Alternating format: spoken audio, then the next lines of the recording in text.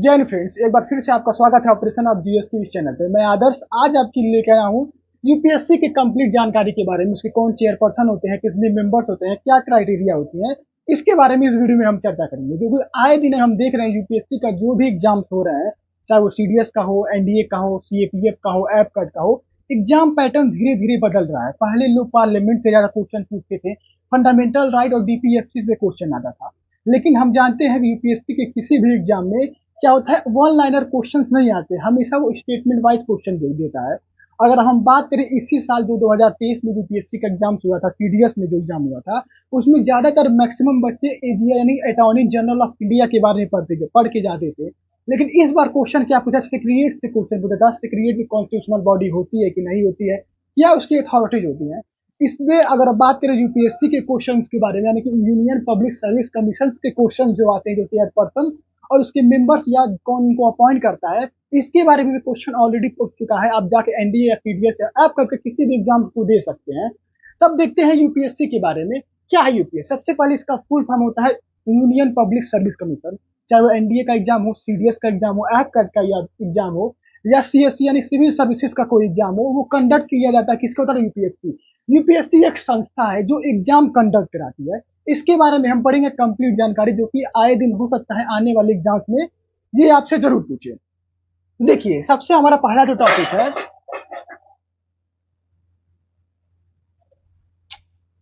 The UPSC is the central recruiting agency in India. It is an independent body in the sense that it has been directly elected by the Constitution under Article 315 to 323 in Part 14। इतने लंबे चौड़े paragraph कब छोड़ दीजिए, मैं बिल्कुल आसान तरीके से बताता हूँ आपको। यूपीएससी क्या है, एक सेंट्रल एजेंसी है जो क्या करती है, इंडिपेंडेंस बॉडी है। एक सेंट्रल एजेंसी है जो इंडिया की सेंट्रल एजेंसी है, जो कंडक्ट कराते हैं एग्जाम्स और सारी चीजें। It is the independence body. आप देखिए, आपके क्वेश्चन यहाँ पे क्या पूछता है, आपकी स्टेटमेंट वाइज क्वेश्चन में ये दे सकता है कि क्या जो यूपीएससी जो संस्था है, यूनियन पब्लिक सर्विस कमीशन, उसकी जो संस्था क्या है, वो इंडिपेंडेंस बॉडी है या किसी के अंडर काम करती है। तो इसका आंसर होगा वो इंडिपेंडेंस बॉडी है। क्या एक स्वतंत्र बॉडी है जो अपने अनुसार अपने काम को करती है। In the sense that it has been directly created by the constitution. ये डायरेक्ट संविधान द्वारा क्रिएट किया गया है। इसके अंदर ये किसी के अंडर काम नहीं करता, क्योंकि ये एक इंडिपेंडेंट सिचुएटेड बॉडी है। और ये किस आर्टिकल्स में आता है, ये अंडर आर्टिकल 315 टू 323, यानी कि अनुच्छेद 315 से लेके 323 के अंदर यूपीएससी के जो आर्टिकल्स है उसके बारे में बताया गया। यानी कि आर्टिकल 315 से 323 तक यूपीएससी के बारे में बताया गया। और ये किस पार्ट में पूछता है, ये पूछता है आपका, ये पढ़ता है आपका पार्ट 40 में। तब देखिए, इतने बड़े छोटे से पैराग्राफ में आपसे 3 क्वेश्चन पूछ गया कि वो इंडिपेंडेंस बॉडी है कि नहीं है, वो कॉन्स्टिट्यूशन बॉडी है कि नहीं है, वो कौन कौन से उसके आर्टिकल्स आते हैं, और कॉन्स्टिट्यूशन किस पार्ट में पड़ता है। तो हमने ये सीख लिया। उसके बाद ये आता है कि यूपीएससी की जो चेयरपर्सन और उसके जो मेंबर्स होते हैं क्या होता है। अगर हम अगले पॉइंट्स की बात करें, अगर जो चेयरपर्सन होता है, चेयर पर्सन एंड मेंबर्स क्या होते हैं, मेंबर्स ऑफ यूपीएससी। यानी कि अब आपसे अगला क्वेश्चन क्या पूछ सकता है। अब देखिए, चेयरपर्सन और जो मेंबर्स होते हैं यूपीएससी का, क्योंकि एक चेयरपर्सन होगा उसके साथ कुछ मेंबर्स होंगे, तो उसके जो चेयरपर्सन और मेंबर्स होते हैं उसको अपॉइंट कौन करता है, उसको अपॉइंट यानी कि उनके पद को शपथ कौन दिलाता है, या किसके सिग्नेचर के द्वारा वो उस पद या उस कुर्सी पे जाके बैठते हैं। तो देखिए, जाहिर सी बात है, ये सेंट्रल बॉडी क्या है, एक सेंट्रल रिक्रूटिंग बॉडी है। तो इसको कौन करेगा, इसको अपॉइंट करते हैं प्रेसिडेंट द्वारा। क्या होगा, प्रेसिडेंट। इसको अपॉइंट किसके द्वारा किया जाता है, प्रेसिडेंट। आप ये नोट कर सकते हैं कि इसको अपॉइंट कौन करता है, प्रेसिडेंट द्वारा। और देखिए, आपसे अगला टॉपिक, यानी अगला टॉपिक का मतलब अगला पॉइंट्स क्या होगा, इसके जो चेयरपर्सन और जो मेंबर्स होते हैं वो कितने हो सकते हैं। यानी कि यूनियन पब्लिक सर्विस कमीशन के जो चेयरपर्सन और मेंबर्स होते हैं वो कितने मेंबर या कितने चेयरपर्सन होंगे। तो देखिए, 9 to 11, ये देखिए आप नोट करिए, 9 to 11, 9 to 11 इंक्लूडिंग चेयरपर्सन। क्या है, इंक्लूडिंग चेयरपर्सन। यानी कि यूपीएससी जो संस्था है, यूनियन पब्लिक सर्विस कमीशन, इसमें 9 से 11 से मेंबर्स हो सकते हैं, इंक्लूडिंग चेयरपर्सन। अब आप देखिए, आपसे क्वेश्चन कैसे घुमा देगा, आपसे क्वेश्चन ये घुमा देगा कि जो यूपीएससी की जो चेयरपर्सन और मेंबर्स होते हैं वो कितने मेंबर्स होते हैं, देखिए 9 से 11 तक मेंबर्स होते हैं। वो वेरी करता है टाइम टू टाइम, वो डिसाइड किया जाता है प्रेसिडेंट यानी कि राष्ट्रपति चयन करते हैं कि इस बार की संस्था में कितने लोग होने चाहिए। लेकिन वो 9 से 11 के बीच में ही होते हैं, 9 से कम नहीं होने चाहिए और 11 से ज्यादा नहीं होने चाहिए। लेकिन उस 9 और 11 में चेयरपर्सन भी इंक्लूड होता है। ऐसा ये नहीं है चेयरपर्सन, अगर मान लीजिए आपको क्वेश्चन भेज दिया कि एक चेयरपर्सन है प्लस 9 टू 11, क्या होगा प्लस 9 टू 11, तो क्या होगा गलत है। इंक्लूडिंग चेयरपर्सन यानी कि 9 से 11 के बीच में चेयरपर्सन भी उसमें इंक्लूड किए जाएंगे। उसके अब देखिए आपसे अगला क्वेश्चन क्या हो सकता है, और हमारा पॉइंट भी यही है कि जो चेयरपर्सन और जो मेंबर्स है उनकी क्वालिफिकेशन क्या होनी चाहिए। यानी कि जो चेयरपर्सन है, मैं यहाँ पे लिखता हूँ, जो चेयरपर्सन एंड मेंबर्स,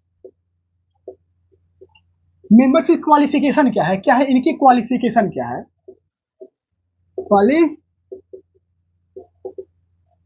क्वालिफिकेशंस क्या है। तो देखिए ये कॉन्स्टिट्यूशन में कहीं मेंशन नहीं किया गया है कि जो चेयरपर्सन होगा और जो मेंबर्स है यूपीएससी की उसकी क्वालिफिकेशन यानी कि वो कितने पढ़े लिखे होने चाहिए या उनके लिए क्या क्या क्राइटेरिया है। लेकिन ये जरूर मेंशन किया गया है जो चेयरपर्सन और मेंबर्स बनेगा उसमें से आधे लोग, यानी कि अगर मान लीजिए 10 लोग बन रहे हैं, क्या है अभी 9 टू 11 था, 9 टू 11 था, अगर हम उसको लेके चलते हैं 10 लोग, अगर हम 10 लोगों को लेके चलते हैं तो इसका 1/2 क्या है, 10 लोगों का 1/2 कितना हो जाएगा, 5 लोग। इसमें 1/2 यानी कि 10 का 1/2 5 लोग हो गए।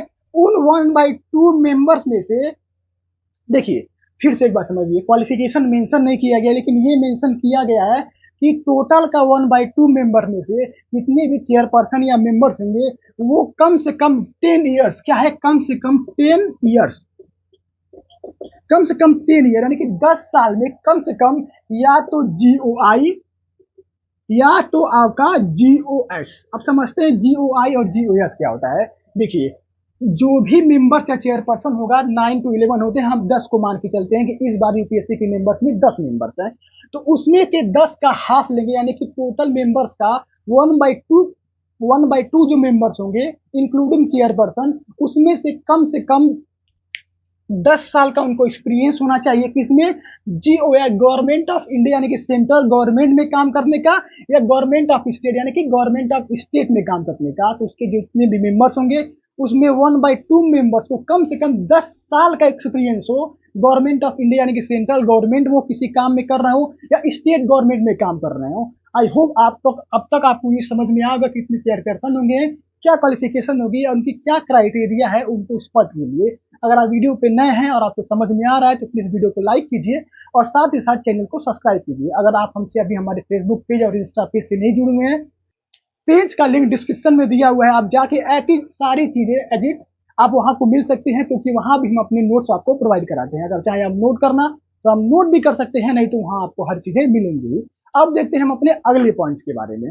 अब हम बात करते हैं कि जो चेयरपर्सन और मेंबर्स होते हैं वो अपना रेजिग्नेशन किसको देंगे या इनको रिमूव कौन कर सकता है। यानी कि अगर वो रिजाइन देना चाहे, अगर कोई चेयरपर्सन प्लस मेंबर्स है अगर वो चाहे रेजिग्नेशन देना यानी कि उस पद से वो छोड़ना चाहता है, तो वो क्या करेगा, वो रेजिग्नेशन किसको देगा, वो रेजिग्नेशन देगा किसको, प्रेसिडेंट को।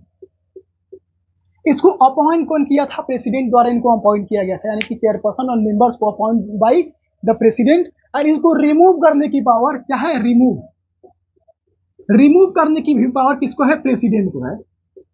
क्या है, इनको रिमूव करने की पावर किसको है, प्रेसिडेंट को है। अब देख लेते हैं, हम तक अभी हमने नहीं पढ़ा था, अब आपसे क्वेश्चन क्या पूछता था, और ये यूपीएससी के किसी भी एग्जाम का सबसे फेवरेट क्वेश्चन है। जो चेयरपर्सन और जो मेंबर्स होते हैं उनका टेन्योर कितना, यानी कि कितने समय तक वो कार्य कर सकते हैं या उस पद पे बैठ सकते हैं, तो उनका टेन्योर होता है 6 ईयर, क्या है 6 ईयर्स या 6 ईयर्स या आपका 65 ईयर्स, क्या है 65 ईयर्स। आप चाहे इसको नोट कर सकते हैं। ये यूपीएससी का सबसे ज्यादा इंपॉर्टेंट टॉपिक है और सबसे ज्यादा इंपॉर्टेंट पॉइंट्स है, क्योंकि ये ऑलरेडी क्वेश्चन में पूछ चुका है कि देखिए अगर किसी व्यक्ति को यूपीएससी का मेंबर या चेयरपर्सन बनाया जाता है तो उसके लिए क्राइटेरिया क्या है, उसकी एज क्या है, ये 65 ईयर क्या है इसकी। If you talking about this particular age, this is known as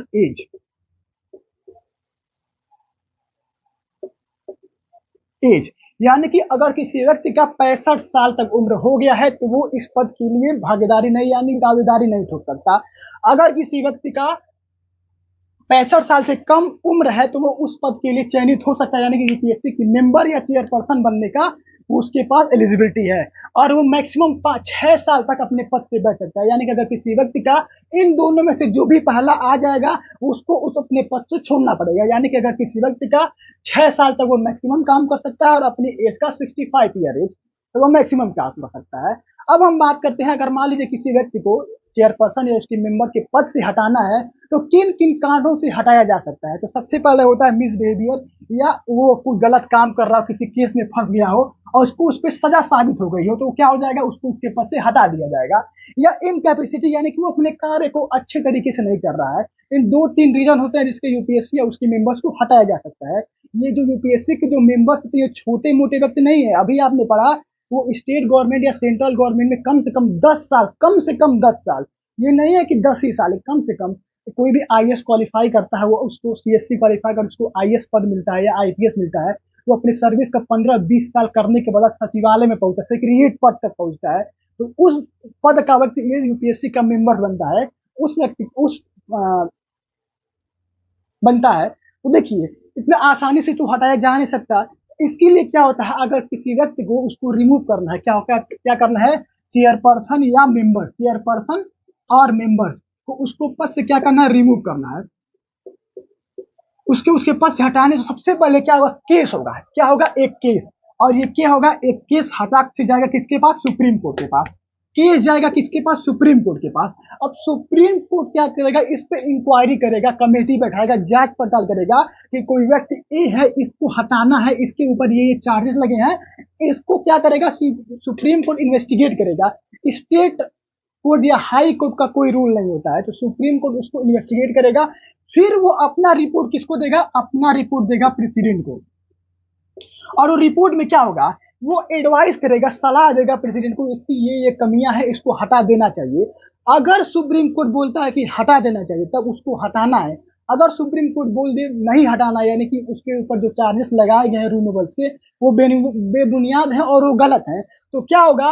अब इसमें आपसे क्वेश्चन क्या पूछ सकता है कि जो सुप्रीम कोर्ट डिसीजन देगा या एडवाइस देगा प्रेसिडेंट को, तो क्या प्रेसिडेंट को वो मानना ही मानना है, तो इसका आंसर है यस, प्रेसिडेंट को मानना ही मानना है। प्रेसिडेंट उसके एडवाइस या उसके डिसीजन को नकार नहीं सकते हैं। आई होप आपको ये समझ में आ गया होगा। अब हम बढ़ते हैं कि अगर किसी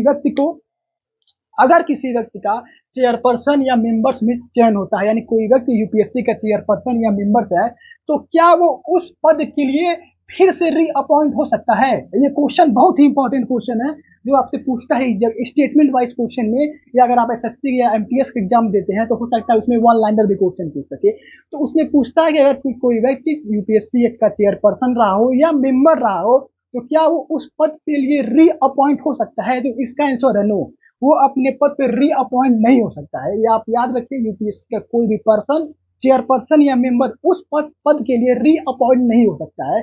चेयरपर्सन तो हो ही नहीं सकता, मेंबर्स क्या हो सकते हैं, या किसी दूसरे स्टेट में चेयरपर्सन बन सकता है। अगर मान लीजिए कोई एक मेंबर्स है, यानी कि ए बी सी डी ये 4 मेंबर्स हैं, और कोई जेड ये चेयरपर्सन है, क्या है, जेड चेयरपर्सन है, क्या है, चेयरपर्सन, और ये लोग क्या है, मेंबर्स। तो चेयरपर्सन का रीअपॉइंटमेंट तो हो ही नहीं सकता सेम पोस्ट के लिए, यानी कि अगर कोई व्यक्ति यूपीएससी का मेंबर्स है तो वो चेयरपर्सन नहीं बन सकता उस सेम पोस्ट, यानी कि वो दूसरी बार अपने पद को नहीं कार्यभार संभाल सकता।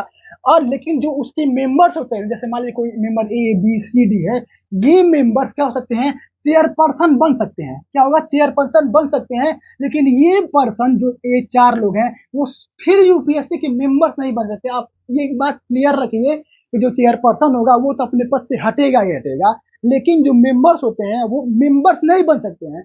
उन मेंबर्स में से कोई चेयरपर्सन बन सकता है, लेकिन वो फिर उस पद के लिए रीअपॉइंट नहीं हो सकते हैं। उसके बाद जो सबसे इंपॉर्टेंट टॉपिक है, सबसे इंपॉर्टेंट पॉइंट है, वो ये है कि क्या ये किसी स्टेट गवर्नमेंट या सेंट्रल गवर्नमेंट को जॉब को कर सकते हैं, तो इसका आंसर है नो। अगर कोई भी व्यक्ति वो चाहे चेयरपर्सन रहा हो या वो यूपीएससी का मेंबर रहा हो, वो फिर से किसी भी स्टेट गवर्नमेंट या सेंट्रल गवर्नमेंट के किसी भी जॉब को नहीं कर सकता। इसको आप याद रखिए कि कोई भी व्यक्ति अगर चेयरपर्सन पद पे रहा हो यूपीएससी में या मेंबर्स पद पे रहा हो, इसका रीअपॉइंटमेंट नहीं हुआ, यानी कि ये फिर रीअपॉइंट नहीं हुए चेयरपर्सन के लिए, तो क्या होगा इस केस में, वो किसी भी सेंट्रल गवर्नमेंट या स्टेट गवर्नमेंट पे किसी भी जॉब को वो नहीं कर सकते हैं। अब बात आती है, ये तो काम कर रहे हैं भाई, सरकारी काम में काम कर रहे हैं तो वेतन तो लेंगे ही, बिना वेतन के तो रहेंगे नहीं। तो इस केस में क्या होता है, आपसे क्वेश्चन क्या पूछ सकता है कि जो यूपीएससी के चेयरपर्सन और मेंबर्स होते हैं, उनको पैसा कहाँ से आता है, यानी कि कौन पैसा देता है, कौन, तो इसका आंसर है कॉन्सिलिडेटेड फंड ऑफ इंडिया। उनके लिए पार्लियामेंट में वोटिंग नहीं होती है, कॉन्सिलिडेटेड फंड ऑफ इंडिया से उनको पैसा दिया जाता है। आई होप आपको इस वीडियो में समझ में आया होगा, आपने काफी अच्छी चीजें सीखी होंगी, अपनी यूपीएससी के बारे में काफी पढ़ा। इस वीडियो में अगर मान लीजिए आप यूपीएससी की तैयारी कर रहे हैं, कोई चाचा जान आ गए हैं और आपसे पूछ ले तुम यूपीएससी या सीडीएस या किसी भी चीज की तैयारी कराते हो, करते हो, तो उसके बारे में बताओ। अगर आप नहीं जानते हो, आप कैसे बताएंगे उसके चेयरपर्सन क्या होते हैं, क्या उसकी क्वालिफिकेशन होती है, क्या क्राइटेरिया होते हैं। इस वीडियो में आपने कंप्लीट सीखा यूपीएससी के बारे में, उसके चेयरपर्सन और मेंबर्स के बारे में। आई होप आपको वीडियो पसंद आया होगा। अगर आपको वीडियो पसंद आए तो इस वीडियो को लाइक कीजिए और चैनल को सब्सक्राइब कीजिए, और साथ ही साथ आप हमारे यूट्यूब, इंस्टाग्राम पेज और फेसबुक पेज का लिंक डिस्क्रिप्शन में दिया हुआ है, अगर आप चाहें तो हमको आप वहां पे ज्वाइन कर सकते हैं। तब तक बने रहिए हमारे साथ। जय हिंद।